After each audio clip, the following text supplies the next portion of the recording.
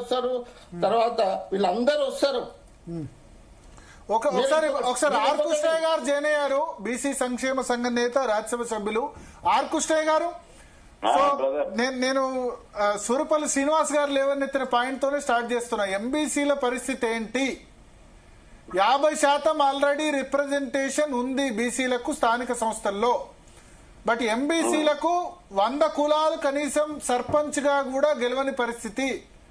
అవును, వాటి పరిస్థితి ఆయన ఏమంటారంటే 42% కాదు, బీసీలకు 99% ఇచ్చినా మాకు లాభం జరగదు, మళ్ళా 5-6 కులాలకే లాభం జరుగుతుంది అంటారు.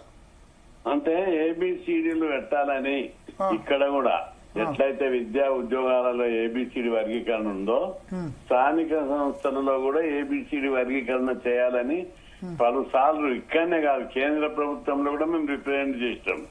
మేము అక్కడ కేంద్ర ప్రభుత్వంలో చేసినాకనే జస్టిస్ రోహిణి కమిషన్ వేశారు. ఇక కమిషన్ వేసి 4 ఏళ్ళు అయింది.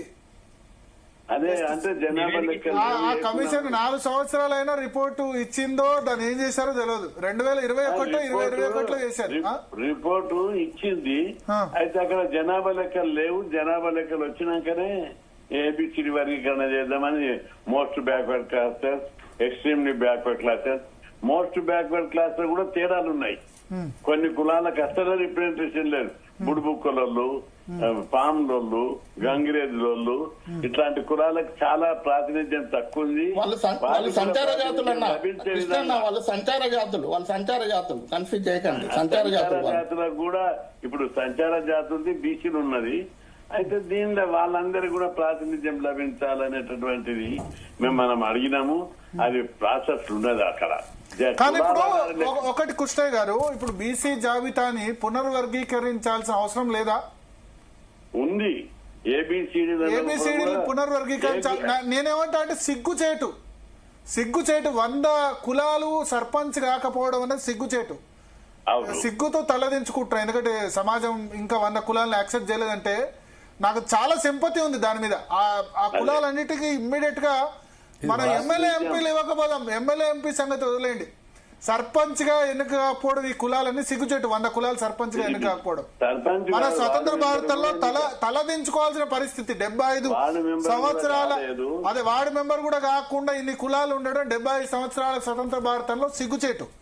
అవును, అదే కాదు అంటే షేమ్ గా ఫీల్ అవుతున్నా నేను. నాకైతే చాలా కన్సర్న్ ఉంది. ఐ డోంట్ నో మీరు, ఎందుకంటే బీసీ సంఘ నేతగా ఇంకా ఎక్కువగా బీసీల కంటే సంబంధించి ఓకే ఉంది. నేను చదువుకోవాలని, వీళ్ళకి హాస్టల్ పెట్టాలి, ప్రత్యేక గురుకులాలు పెట్టాలని కొట్లాడుతున్నా, ప్రభుత్వానికి రిప్రజెంటేషన్లు ఇచ్చిన, ప్రాక్టికల్ గా కూడా వాళ్ళు అడగందరివే సీట్లు ఇవ్వాలని చెప్పి కూడా జీవోలు తీపించిన. అయితే సర్పంచులు, లోకల్ బాడీ అనేది ఒక పునాది. అక్కడ కూడా ఏబిసిడి వర్గీకరణ జరగాలి. జరిగినప్పుడే వాళ్ళందరికీ న్యాయం జరుగుతుందని చెప్పి ప్రభుత్వానికి పలు సూచనలు, పలు మెమోరాండాలు కూడా ఇచ్చాను. చర్చలు కూడా జరిపారు. వాళ్ళు కూడా రిప్రజెంట్ చేస్తున్నారు. అది చేయవలసింది ఎవరు?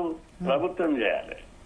మరి ఇప్పుడు ప్రభుత్వం ఎట్లా 42% ఇచ్చినప్పుడు ఆ వర్గీకరణ కూడా చేయొచ్చు కదా. ఎందుకంటే ఈ కామారెడ్డి డిక్లరేషన్ లో వర్గీకరణ ఉంది. బీసీ అట్లీస్ట్ ఆ బీసీఏలో ఉన్న కులాలు ఏవైతే ఉన్నాయో 55-60 కులాలు అవన్నీ బెనిఫిట్ అవుతాయి. అవును, చేయాలనే కదా మన డిమాండ్. ఇప్పుడు మీరు చెప్పిన ఈ పాములు కులాలు లేకపోతే బుడబుక్కల వాళ్ళు వీళ్ళంతా బీసీఏలో ఉన్నారా? ఏళ్ళు ఉన్నారు. బీసీఏలో ఉన్న వాళ్ళకి 7% కాదు 15% ఇచ్చినా నష్టం లేదు. అంటే వారి జనాభా ప్రకారం వాళ్ళకి ఇవ్వడానికి ఎవరికి అభ్యంతరం లేదు.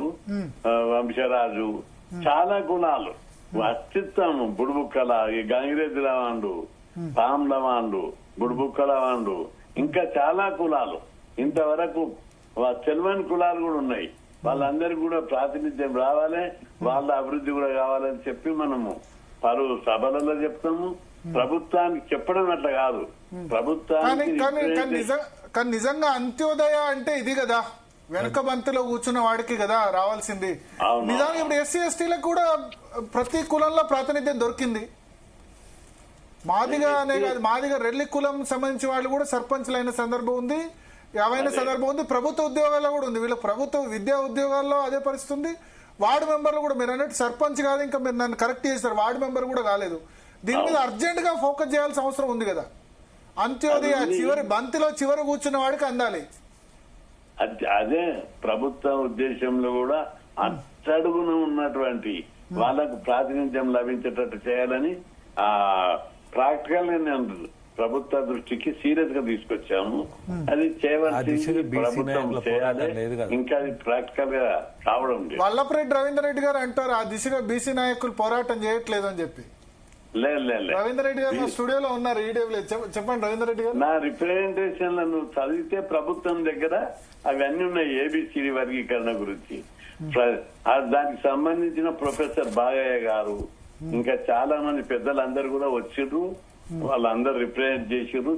అదే కాదు ఈ హాస్టళ్లు గురుకులాలలో మోస్ట్ బ్యాక్వర్డ్ క్లాస్ కి ఇవ్వాలని ప్రభుత్వంతో నేను జివో 42 తీపిచ్చాను.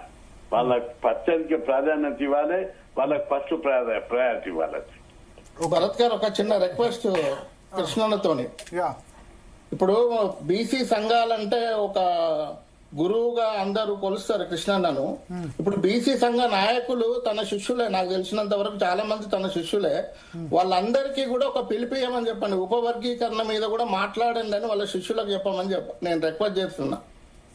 ఇది ముదిగాలు అయిపోయి అన్న, ఇది అయిపోయిన తర్వాత ఇది అయిపోయినాక ఏముండదన్నా, ఇది అయిపోయినాక ఏముండదు. మీరు భలే ఉన్నారు. మీకు ఒక చిన్న ఎగ్జాంపుల్ భరత్ గారు చెప్తాను. ఇది అయిపోకముందే దాని పడతారు. ఒక నిమిషం, రెండో ఇల్లు కట్టుకుంటా కానీ ఒక ఇల్లు లేదు, రెండో ఇల్లు అని మాట్లాడతారు మీరు. చెప్పు ఒక నిమిషం అంతా మీరేదో మొత్తం ఎంపీసీ ఉద్ధరించాలని మాట్లాడుతున్నారు. నాకు అర్థం కాదు. ఏం చేయాలి చెప్పు మీరు ఎంపీసీలకు? నాకు అర్థం కాదు. ఇదే